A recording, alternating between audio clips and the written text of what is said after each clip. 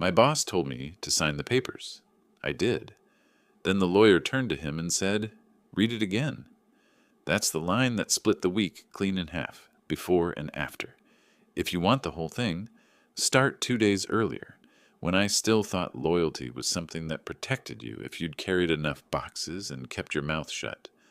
I'm a project engineer. Nothing glamorous. I make timelines behave, keep subcontractors from lighting each other on fire, and translate drawings into work people can actually do without destroying a budget. 3 years at the same company. Same floor, same coffee machine that rattles when it's bored. My boss, Jason, liked to call me steady. In our world, that's praise. It means you don't bring drama, you carry it. He wasn't a cartoon villain. He remembered birthdays, he knew my sister's name, and when my dad landed in the ER last winter, he told me to go. No debate. That kind of kindness builds interest. You don't notice the fees until the statement prints. His fees were small, asks that stacked. Run this change order through your login, mine's glitching, or submit the vendor setup under your cost code just to speed it up. We were a lean team. Everyone cut corners to keep the frame standing. I did too. That's how you end up somewhere you never planned to go. One sidewalk, square at a time. On Monday morning, the email came with the subject line, "Quick sign-off, protocol. No big red flags. Drop by at 4, Jason wrote. I've looped in legal just to keep it clean." He added a smiley, which felt like a Band-Aid on skin that wasn't bleeding yet. I had a punch list the size of a door, but I moved things around. When your boss says protocol, you show up pressed and polite. The week was humid. AC pushed hard and still lost. By 3:30, I had drywall dust in my shoes, and a text from my girlfriend asking if I'd be home for dinner. "Should be," I wrote back. I believed it. At 3:58, I wiped my hands with the kind of paper towel that only moves dirt around, straightened my shirt, and walked down the hall where the carpet changes texture for no reason. The glass conference room was already half full. Jason at the head. A folder in front of him, 2 men in button-downs who looked like they read contracts for breakfast, and the company's in-house counsel, Mara, stacking sticky notes like playing cards. Jason stood when I came in. There he is, the man who keeps us on schedule. Light clap on my shoulder. He does that when he wants you to feel like part of the team. It works better than yelling. I sat. The folder slid across the table. "This is a backstop," he said. "We're closing out the Glasson job, and finance wants clean signatures for the audit trail. It's nothing burdensome, just a record that you reviewed change events and verified delivery on your end." His voice had that easy cadence that tells you he's said this out loud more than once. Practice makes normal. Mara nodded, professional neutral. "We've standardized these for all PMs and PEs. You'll see similar language company-wide." I opened the folder. 4 pages. Branded letterhead, paragraphs with numbers, a few blanks pre-filled with my name and the job number, GLZ17. My pulse didn't spike. People think you can feel a trap like a live wire. Most traps feel like a meeting with free water. "Quick read," Jason encouraged.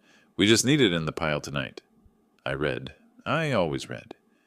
You get burned once by a delivery address typo, and you become religious about words. The first page was boilerplate, attestation of review, accuracy to best knowledge. Page 2 tightened the language around responsible personnel. Page 3 brought in discretionary approvals. Page 4 had signature blocks. Nothing screamed. A couple of lines raised their voices a little, but only like someone coughing in another room. "Discretionary approvals?" I asked. "That's me approving overtime on site?" "Among other things," Jason said. "The usual. You've been doing that all year. This just reflects reality." Mara added, "It matches our policy update in Q2. We're clearing dust so auditors don't throw fits. You know how they are." One of the button-downs spoke for the first time. "We're from Glasson's side," he said. "Just here to witness process compliance. It's not adversarial." He smiled like he practiced that too. I flipped back to page 2. There was a clause about supplemental procurement executed by designated staff under direction of project leadership. Sounds like English until you feel the weight under it. This includes the steel rush? I asked. The Friday I called you from the yard because the beams we received were out of spec? We needed a replacement shipment in 48 hours, and I greenlit the vendor to keep the schedule. That kind of thing? Jason's eyes didn't blink for a beat. Right. You handled the field side. I handled the vendor side. Which is why legal wants our names in the same folder. Clarity. Mara slid a pen toward me without pushing. If you're uncomfortable with any language, we can mark it. We just need alignment before month end. That sentence sat between us like a polite threat. We can talk, but we have to land where I've already placed the flag. It's amazing how little volume pressure needs to have. It doesn't shout. It taps your shoulder while the clock looks bored. I tried to slow the room down by asking small questions. People confuse questions with resistance. They're not the same thing. This line verifies that all cost adjustments tied to change events were disclosed prior to execution. We had a few that were fast. I flagged them to you on Teams. And I logged them, Jason said. You're covered. He smiled then, like a waiter promising the kitchen has your allergies under control. You're good, Ethan. We're all good. He was using my first name more than usual. That's a tell. I wasn't scared, exactly. I was tired. Tired from months of carrying sight problems in my back pocket and being grateful for air when someone loosened the belt. Tired from telling myself, this is how growing companies work. Messy now, clean later. You make later with decisions you hate in the moment, and you call it sacrifice until it becomes habit. Mara watched me read. She didn't fidget. I appreciated that. Some lawyers perform silence like a trick. She wore it like a tool. The two men from Glasson didn't say a word. Jason kept his hands where I could see them, palms open like we were at a traffic stop, and he wanted points for cooperation. You don't have to sign today, Mara said finally. But finance will keep pinging. And if we don't close the Glasson file this week, it cascades. Jason added soft. And we're heading into performance reviews. I want you clean before then. This is the clean. That line did more work than he knew. Fear is loud. Security is quieter and more persuasive. He wasn't threatening to dock me or hang me out to dry. He was offering to finish homework with me before the teacher collected it. That's how it sounded. That's how it always sounds right before you add your name to something you'll have to carry alone later. I read the paragraphs again until the words dulled, like pebbles in a pocket. I didn't see a smoking gun. I saw a shape that could turn into one if someone angled the light just right. I thought about my dad recovering slowly, about the rent, about my team needing approvals on 2 open RFE responses, about the message I'd sent my girlfriend. Should be, I'd said. People build their nights on those 2 words. Any changes you want? Mara asked. Her tone didn't push. Her eyes did, not aggressive, focused. Do we have a version where leadership initials the discretionary items? I asked. If I'm the one who signs, I'd like to reflect the chain. Jason smiled. That's what this is. It wasn't, not exactly, but I didn't have a reputation for making scenes, and I could already feel the way the room would brand me if I became the first guy to turn a 4-page protocol into a crusade. You think about labels when you've worked your way into a job no one handed you. Some people can afford to be difficult.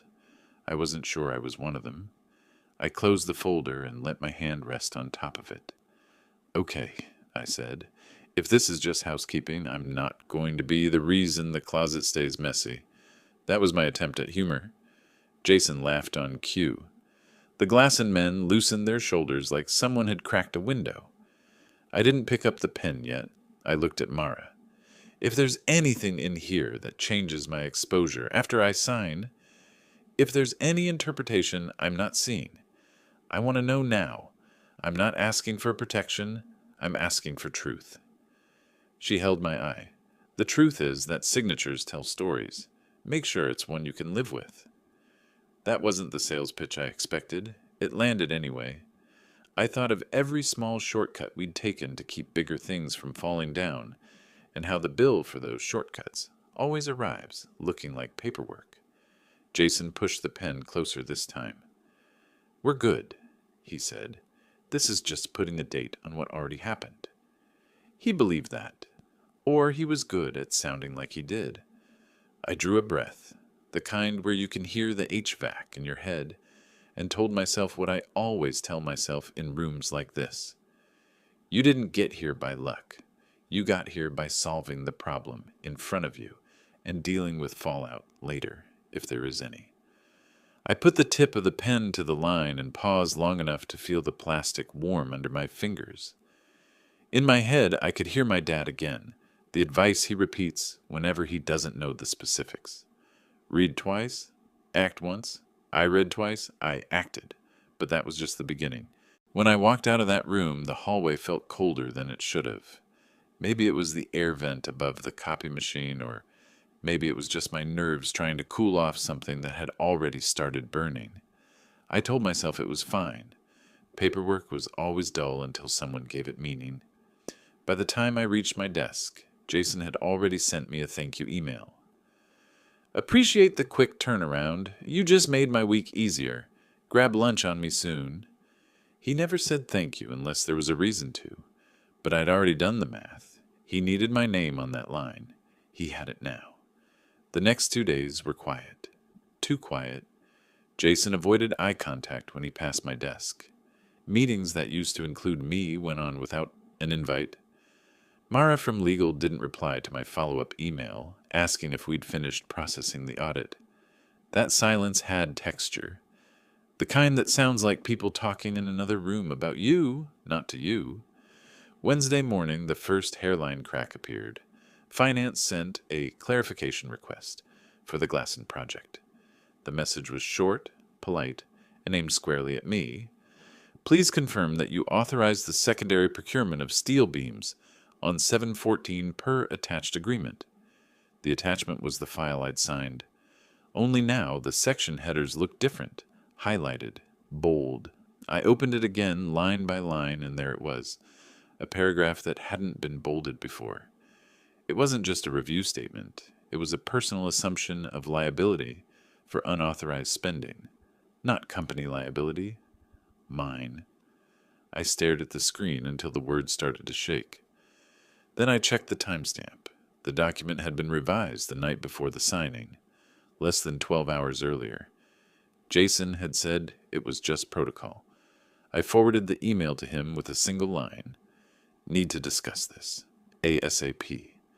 He didn't respond for 3 hours. When he finally showed up at my desk, he was holding a coffee and smiling too easily. "You're reading too much into it," he said. "Finance just needs your confirmation. We'll clear it." "Jason, this clause makes me personally liable for procurement discrepancies. I don't even handle vendor contracts." He shrugged. "Technically, you do when you authorize delivery. Legal wrote it that way for audit clarity. It's semantics." "Semantics can bankrupt someone," I said. He leaned closer, lowering his voice so only I could hear. "Ethan, don't start dramatizing paperwork. You've been solid since day one. Don't ruin that now by overthinking what every paragraph means." That's when I realized something was wrong, not because he was angry, but because he wasn't. Calm people are dangerous when they should be nervous. I said nothing. I just nodded and watched him walk away. That afternoon, Mara called. Her voice was level, maybe too level. "Ethan, could you come down to Conference B at 4? We need to clarify a few items regarding the Glasson file." Clarify. That's the word they use right before they pull the rug. I walked in at 3:59. Jason was already there, suit pressed, hands folded like he'd rehearsed being innocent. Mara sat beside him, laptop open, a printed copy of the same document in front of her. "Have a seat," she said. Jason started. "Finance found some inconsistencies between field orders and approved budgets. Looks like one of the rush procurements went through without dual authorization." I kept my voice even. "You mean the steel order, the one I called you about?" "Right." He nodded quickly. Problem is, Ethan, your signature shows you verified all those expenses as compliant. That's what the auditors are seeing. You told me? I told you to review and sign off on what you handled, which you did. He leaned back, smooth as glass. Look, no one's accusing you of fraud. We just need to clarify responsibility. Mara closed her laptop halfway and turned it toward me. For transparency, Ethan, this isn't disciplinary. It's procedural. Procedural for who? I asked. She paused. For the company. And there it was. The shift. The company meant not me. Jason crossed one leg over the other. The auditors might reach out to you directly. Just stay consistent with the facts. You acted on field direction. You believed it was approved. Simple. He said it like a man who'd already written my statement for me. I sat there, pulse steady but high. Jason, that paragraph you added, he interrupted with a chuckle. We added, legal adds everything. Don't make this sound like a conspiracy. Mara cleared her throat. Actually, Ethan, that clause was added based on Jason's draft. My office formatted it, but the content came from his revision. He turned to her sharply. Mara? She looked at him, expression unreadable. It's in the metadata. He tried to smile. Metadata? We're talking about an audit, not CSI. She didn't smile back. The room thickened. You could hear the HVAC switch cycles. I realized I was holding the pen from the folder. I hadn't even noticed picking it up. My thumb pressed against the clip until it hurt. So what happens now? I asked quietly. Jason answered before she could. Nothing major. We'll reassign the documentation, clean up the language, and everyone moves on. Just don't make a scene, okay? It's not a good look when we're finalizing performance reviews. There it was again, the soft pressure. The way he said we while pointing the gun at you. I nodded once. Got it. Good man, he said, standing. He clapped my shoulder on his way out, same touch as always, just colder. When the door shut, Mara exhaled. Ethan, you didn't draft that clause, correct? No. And you didn't authorize the vendor directly? I flagged the issue to him. He made the call. She looked at me for a long second. Okay. Don't answer any auditor emails until I contact you first. That sounded less like protocol and more like a warning. That night, I couldn't sleep. My apartment felt smaller, like the walls had started memorizing my panic. I kept replaying his tone, calm, patronizing, rehearsed. The kind of calm you only earn by doing something you're sure no one can prove. By morning, I'd made a decision. If I was going to sink, I wanted to see how deep the water was. I spent the next day pulling archived drafts from our project server. Most employees don't know this, but internal revisions store edit logs with timestamps. Jason had modified the file at 11:47 p.m., the night before the meeting. He'd added 2 lines under liability. Both reference field verification by subordinate engineer. Me.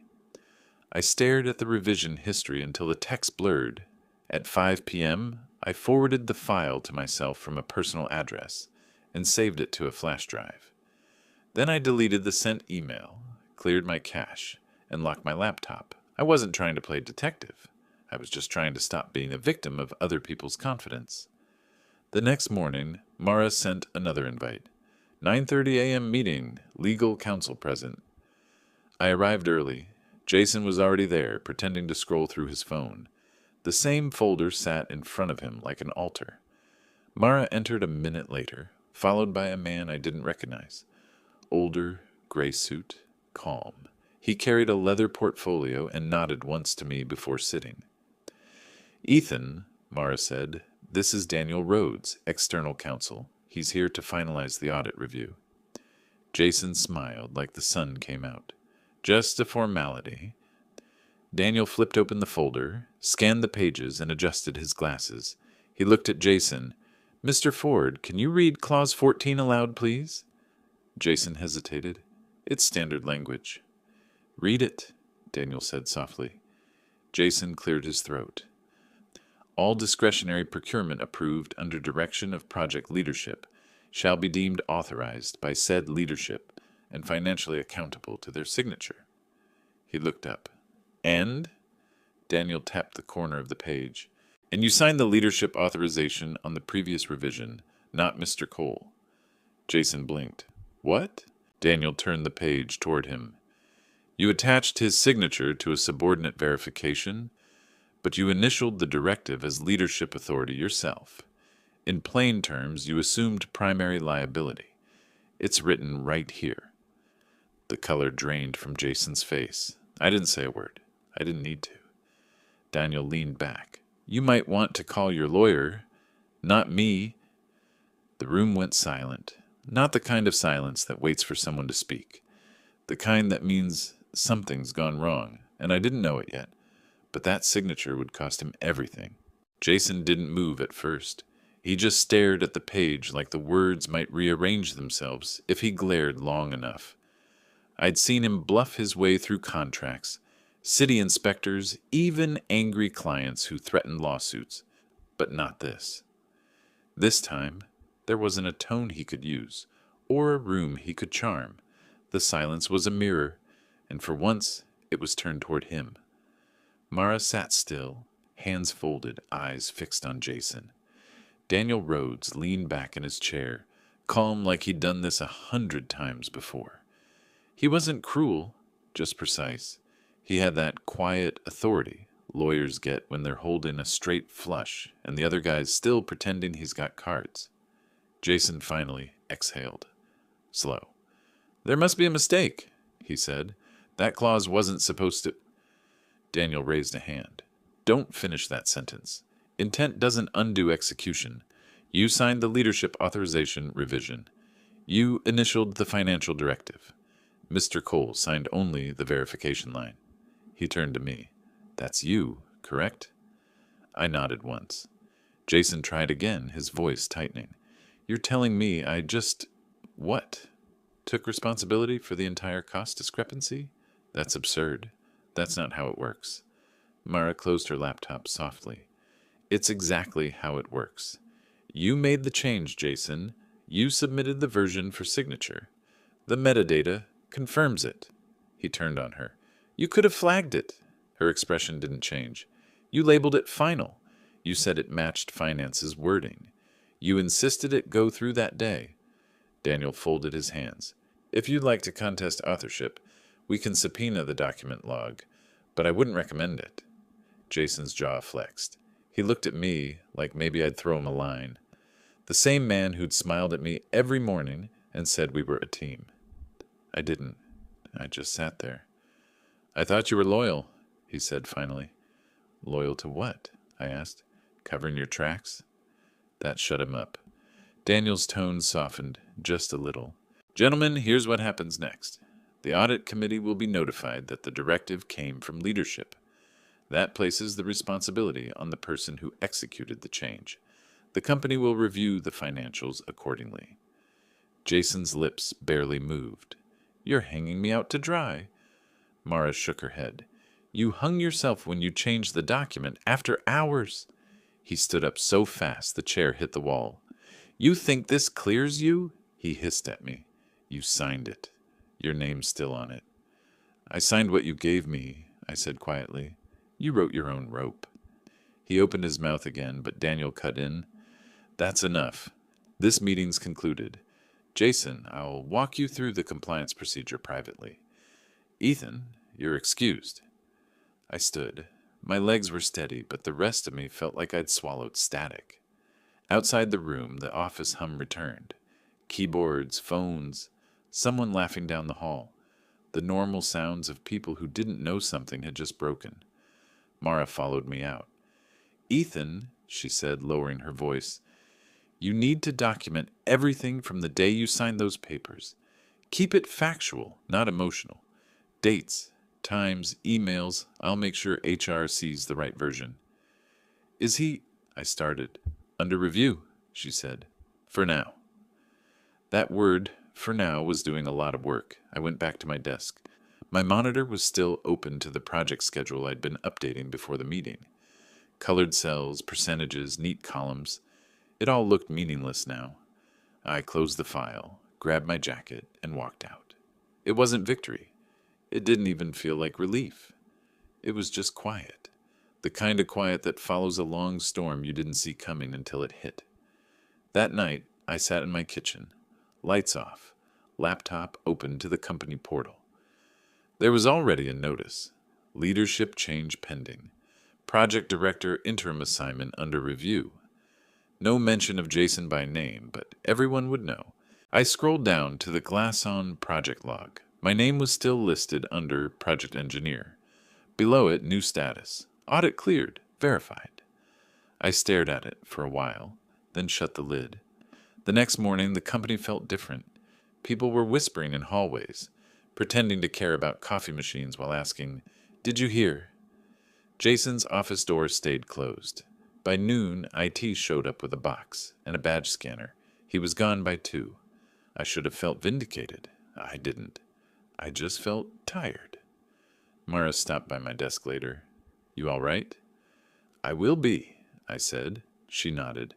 "You handled it right. Most people wouldn't have." "Most people don't get the chance." She gave a small, knowing smile. "He'll get his due. HR's already notified compliance. Turns out that wasn't the only document he revised."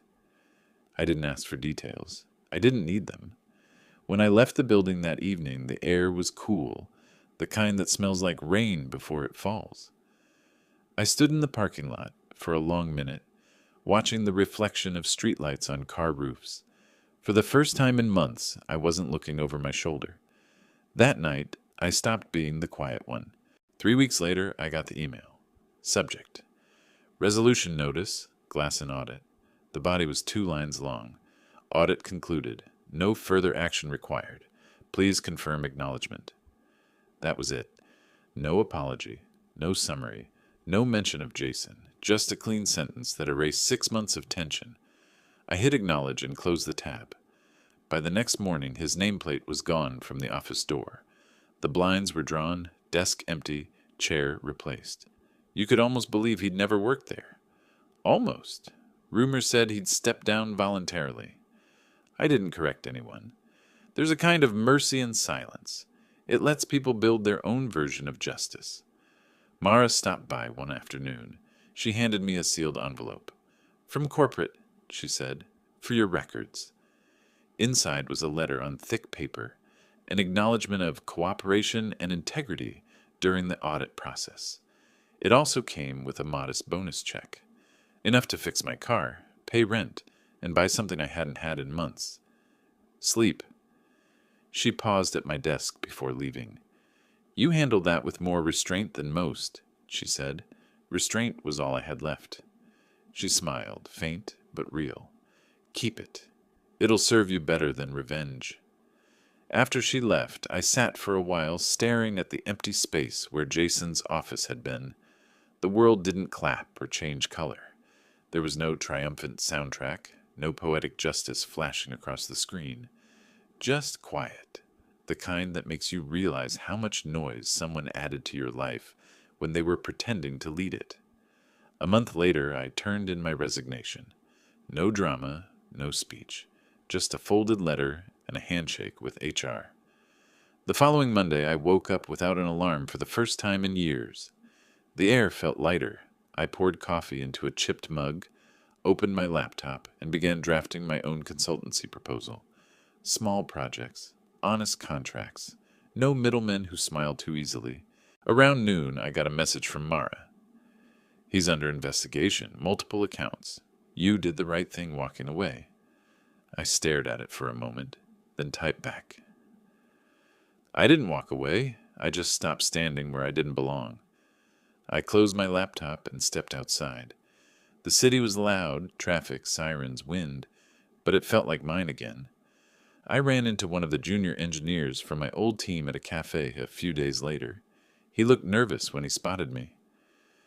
"Hey, I heard what happened with Jason," he said. "Wild stuff. You doing okay?" "Better than before," I told him. He hesitated. "They said you caught it. The clause. That you read it twice." I nodded. "Yeah. Finally learned that lesson. He grinned a little. Man, I wish I could have seen his face when the lawyer said, "Read it again." I didn't laugh, but I smiled. Some moments are better left on replay in someone else's head. That night I sat at my new desk, an old wooden table in my apartment, and went through the last few documents from the past job. One by one, I deleted them, not out of anger, just space. When I shut the computer down, the room stayed quiet for a long time. The kind of quiet that doesn't demand anything from you. I took a sip of coffee gone cold and looked out of the window. The city lights blinked like they were breathing. I thought about the paper I'd signed, how one stroke of ink had ended something and started something else. Sometimes revenge doesn't look like a plan. Sometimes it's just a signature in the right place. And as I sat there, I realized Jason had taught me one thing worth keeping. Read everything twice. Now I do.